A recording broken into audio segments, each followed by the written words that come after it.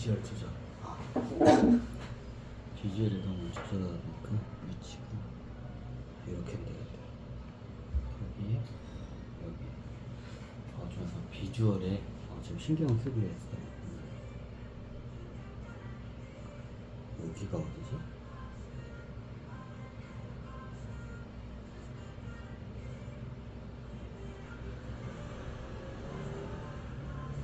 증산비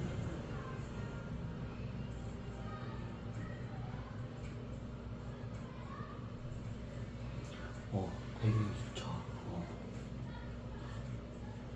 어디까지 됐죠? 쿵푸. 실제로 무협지에서 나오는 일들이 실제적으로 일어나요.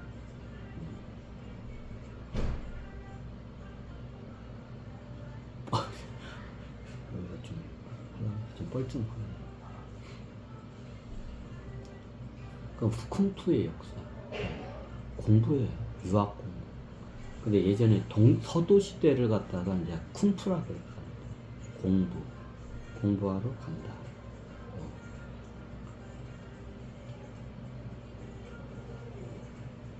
그 예전에는 중원이나 중국 쪽에서는 공부를 하려면 어떻게 돼요? 사천선 쪽으로 들어갔어요. 당나라 때부터 신라하고 발해가 세워지면서부터 그때부터 이제 서도의 시대라고 봐요. 서쪽에 도사가 있다. 그래가지고 서도의 시대. 근데 어떻게 해요? 여기 동도 때보다 어떻게 많이 이게 좀 다운이 돼요. 깨달은 사람도 나오기가 정말로 가뭄에 콩나듯이 나오고 저걸 이게 서도 시대가 그렇게 열려요. 이게 쿵푸의 저거예요. 나중에 보통 이런 쪽이 평민 좀 약간 부르주아나 평민 좀 사는 집안에서도 이제 유학을 가요. 처음에는 귀족에서 집안들만 유학을 갔어요.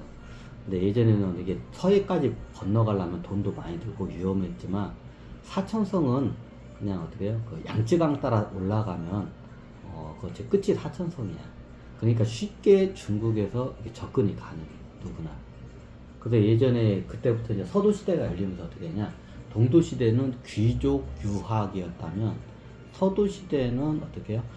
어지간한 평민들도 유학을 갈 수가 있는 시대가 서도 시대예요. 가까우니까. 근데 문명이 발달하니까 이제 길 같은 거나 이제 이런 수송 시설 같은 게 발달을 해요. 그러니까 이게 쉽게 이제 사천성 쪽으로 가요. 오늘의 주제가 쿵푸 팬더죠. 자, 팬더가 어디에 서식한 동물인가요? 왜 쿵푸 팬더인지를, 자, 팬더가 어디에 서식을 하죠? 중국인 건 다 알죠? 근데 중국이 겁나게 땅덩이가 넓어요. 중국 사천성 어느 지역인 거 알고 있어요. 자, 이쪽에만 서식을 해요. 다른 데는 팬더라는 곰이 없어요. 왜? 안 맞기 때문에. 우리 한반도고 남한은 한반도가 안 맞아요. 거기가 맞으니까 거기에 서식을 하는 거예요. 그러니까 팬더라는 동물이 새끼를 잘 안 낳아. 그러니까 쉽게 멸종이 돼요. 그 중국의 상징성이 팬더죠. 이게 좀 팬더가 굉장히 영적인 동물이에요. 일반 곰하고 틀려요. 얘네들이 굉장히 약간 뭐랄까 영적이고 이게 뭐라고 할까 좀 차분해요. 그리고 노는 걸 좋아하고. 나중에 사천성의 그 상징성이 어떻게 수도의 상징성이 팬더예요. 이제. 그래서 쿵푸 팬더예요. 팬더를 보면 사천성에 가면 볼 수가 있었어요. 예전에 그 삼국시대 유비 관우 장비가 총나라를 세우죠. 총나라를 어디를 기반으로 해서 저기 있죠. 사천성이에요.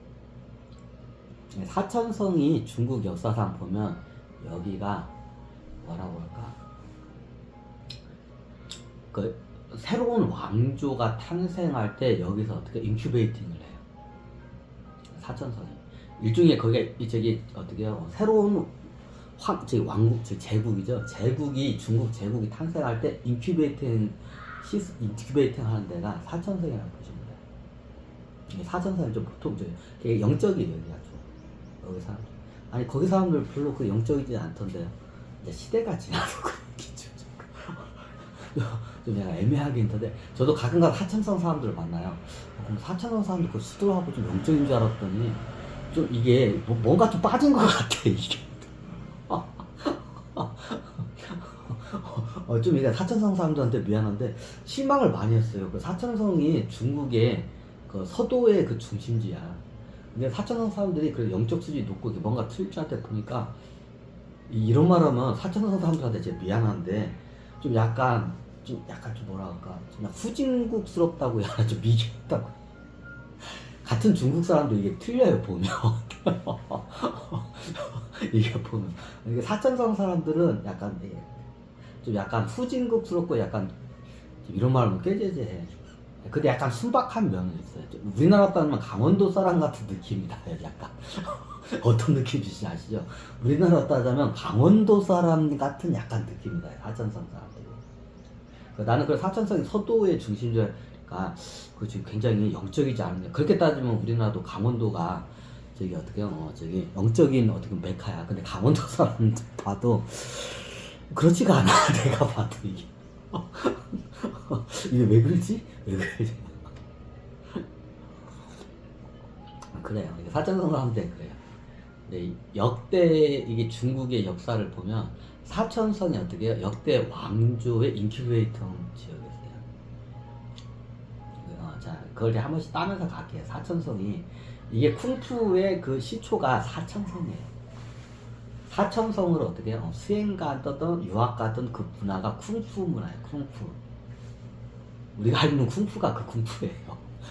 그래서 쿵푸 팬더가 나온 게 뭐냐면 사천성의 중국의 상징인 동물이 팬더이긴 하나 사천성의 그 상징성이 팬더예요.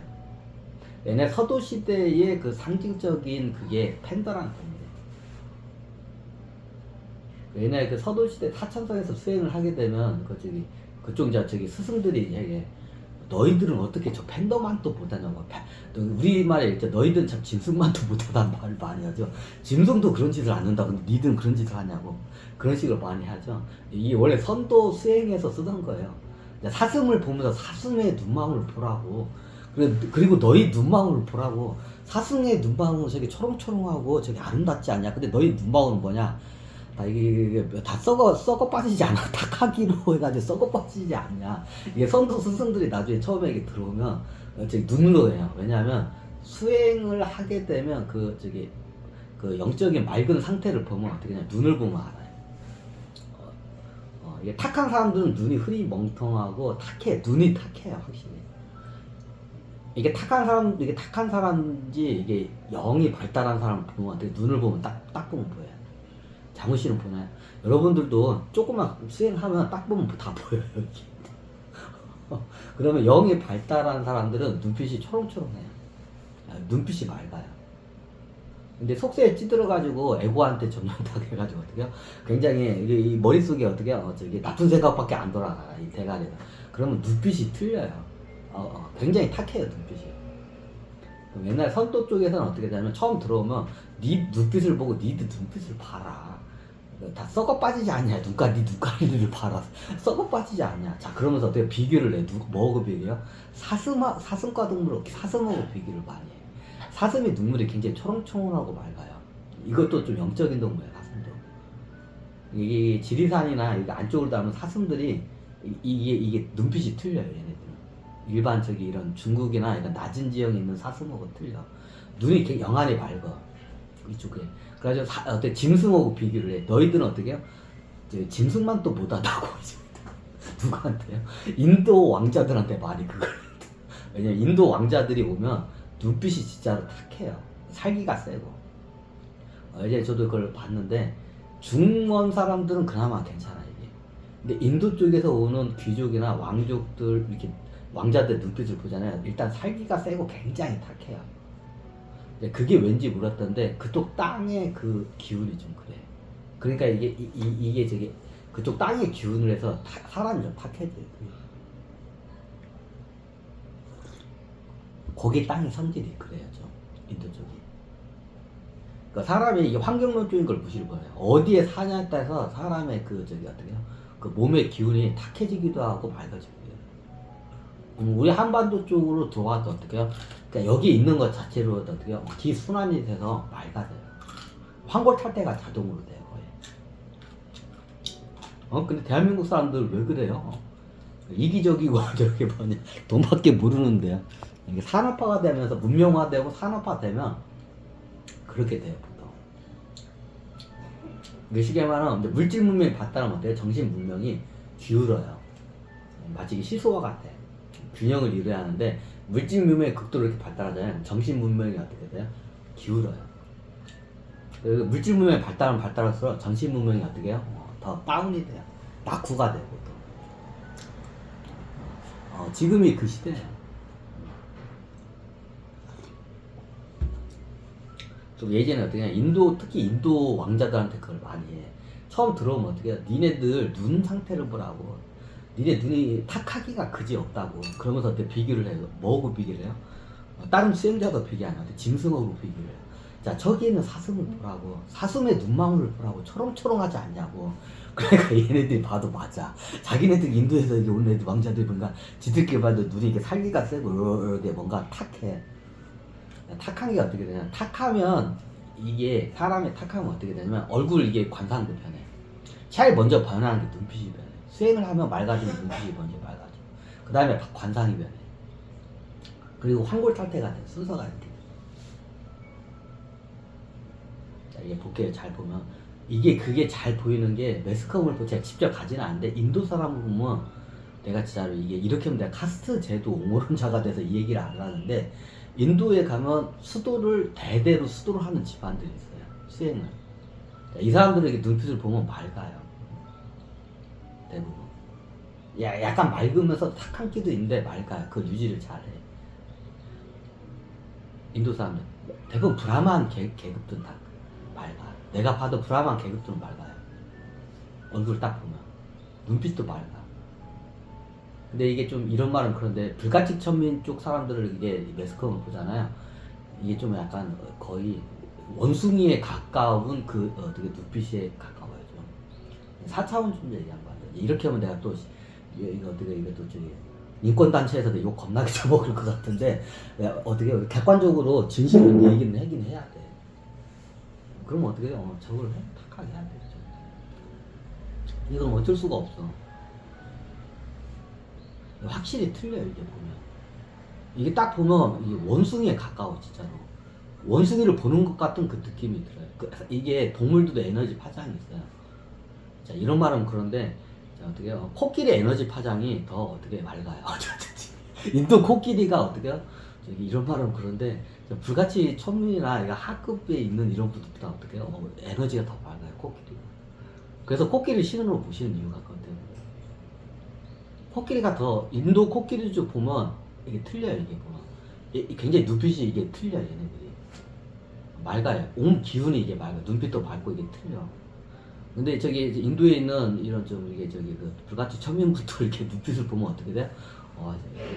이런 말하면 근데 진짜 짐승만 또 못해. 이게 이런 말하면 그럼. 자, 왜 이런 말 하냐? 수행을 해야 돼.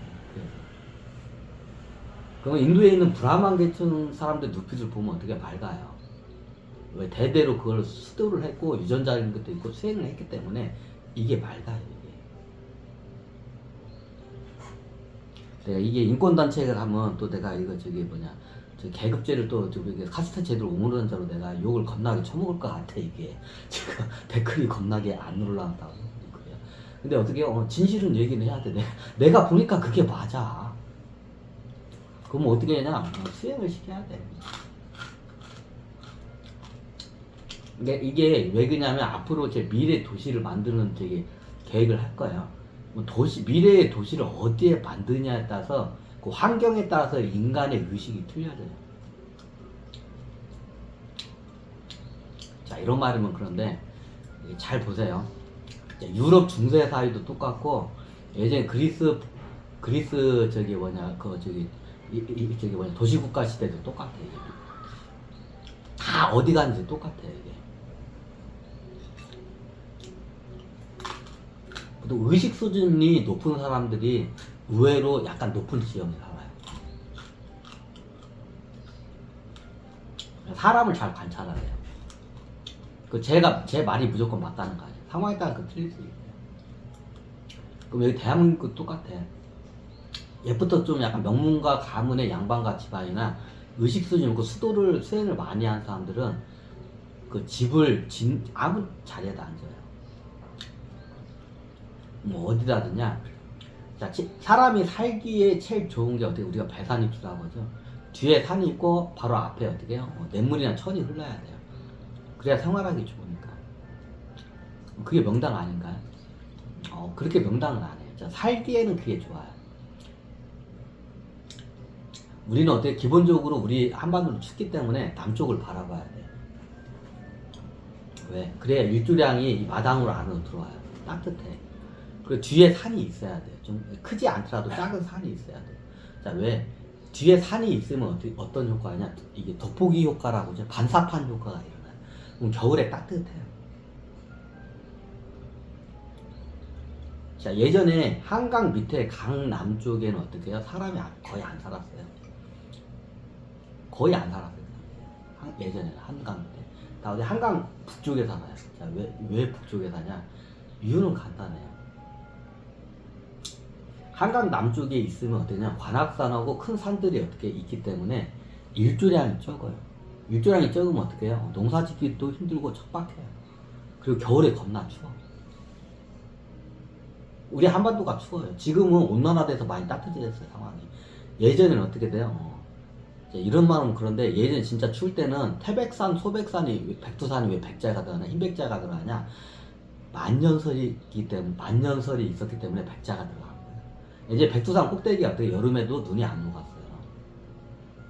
태백산 거기 일대가 어떻게 높아요, 거기가. 예전에 거기 여름에도 눈이 안 녹았어요. 하했어요. 왜 소백자냐? 흰백자예요. 여름에도 하얘. 만년설이 있었기 때문에. 예전엔 그랬어요. 그래서 소백산, 태백산, 백자가 들어간 흰백자가. 왜? 여름에도 눈이 안 녹으니까 하얘, 산이. 그래가지고 백자가 들어가는 거예요. 자, 예전에 태백산이나 소백산 만년설이 있었으면 한반도에 어떻게 해요?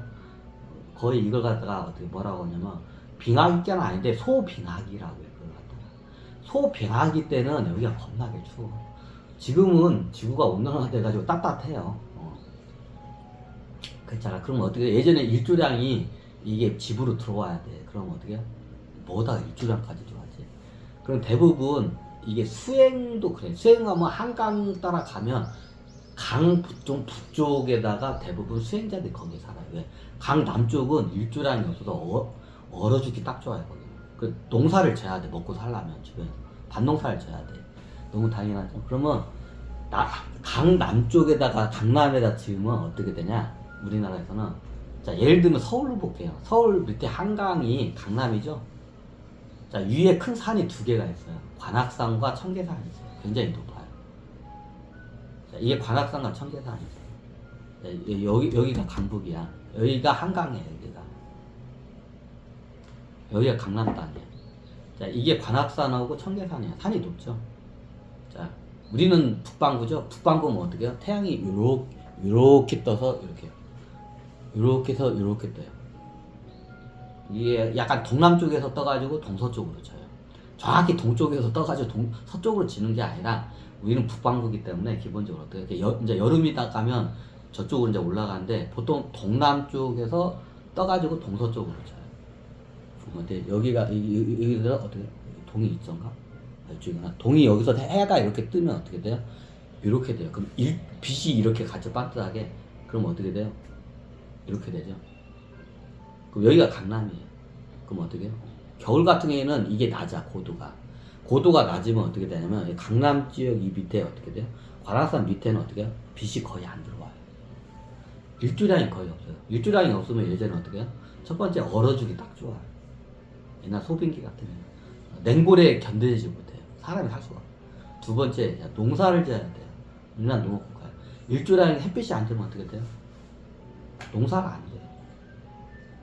옛날 강남에서는 사람 자체가 안 살았어요. 한강 밑에. 그럼 왜 광북으로 하냐? 풍속을 따요. 배산 입수에다가 남양이에요. 우리나라. 우리 저거는. 요걸 약간 잠깐 쓸게요. 자, 이게 남산하고 저기 북악산이라고 해요. 북한산. 잠깐만. 자, 이 경북궁 자리가 북악산, 북한산 밑에 여기 있어요. 그러면 한양 도성이 거기가 어떻게 따뜻해요. 분지 지역이 평평하고. 왜 따뜻하냐? 자, 이게 보시면 강남은 어떻게 일조량이에요. 자, 해가 이렇게 떠요. 이게 한강이에요. 여기가 어디야? 여기 이게 사대문이야, 이게. 한양 도성. 자, 여기가 뭐가 있어요? 뺑 둘러있는데 그 뒤에 큰 산이 있어요. 북한산, 북악산이. 그럼 어떻게 하냐? 일조량이 여길 갔다가 여기를 떨어져요, 이렇게. 그럼 앞에 큰 산이 없어요. 남산인데, 남산은 큰 산이 아니야. 그러니까 남산 쪽으로 해서는 거의 어떻게 영향을 안 받아요. 받기는 받는데 그렇게 큰 영향을 안 받아요. 아니, 예전에 남산 밑에 거기에 저기 뭐냐, 양반관들 명동 사람들 있는데, 거기에 살아요. 그래야 거기가 예전에 추워, 겨울에. 그 자리가 겨울에 추워. 여름에는 시원한데 겨울에는 추워요, 그 자리가. 그럼 어떻게 한양 4대 성 자리가 어떻게 따뜻해요, 거기가. 자, 왜 따뜻하냐? 그래서 명당이야. 여기가 도시로죠. 그럼 어떻게 되냐? 이 북한산으로 해가지고 여기를 가다가 산으로 딱 떨어져요. 빛이 떨어져요, 이렇게. 고도량이 이렇게. 그럼 어떻게 해요? 흡수가 되거나 반사가 되거나 둘 중에 하나. 빛은 어떻게 해요? 만약에 물질에 부딪히면 두 가지의 반응을 해요. 흡수가 되거나 반사가 되거나. 아니면 이게 투명하면 굴곡이 되거나. 물 같은 경우에는 굴곡이 되죠. 굴곡이 되거나. 이게 세 가지구나.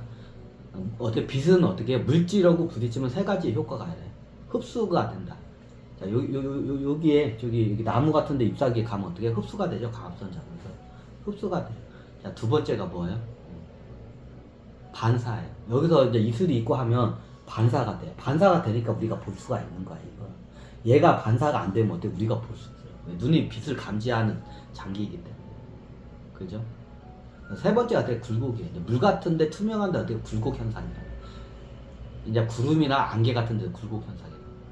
자, 빛은 물질을 만나면 세 개의 효과를 내요. 흡수, 반사, 굴곡. 그럼 어떻게 반사가 되겠죠? 흡수도 되고 한데 반사가 많이 돼. 그럼 산에 부딪히면 반사되는 빛이 어떻게 되냐? 각도가 이렇게 보면 이렇게 해가지고 이쪽으로 떨어져요. 그게 4대 문자리예요. 그 4대 문자리가 겨울에도 따뜻한 편이에요. 우리 한반도가 추운데도. 왜 그러냐면 뒤에 북악산 크게 있으니까 거기에 빛이 반사가 돼서 이쪽으로 비춰져요.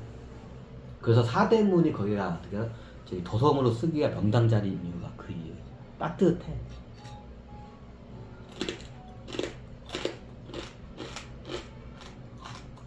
뭐하다가 여기까지?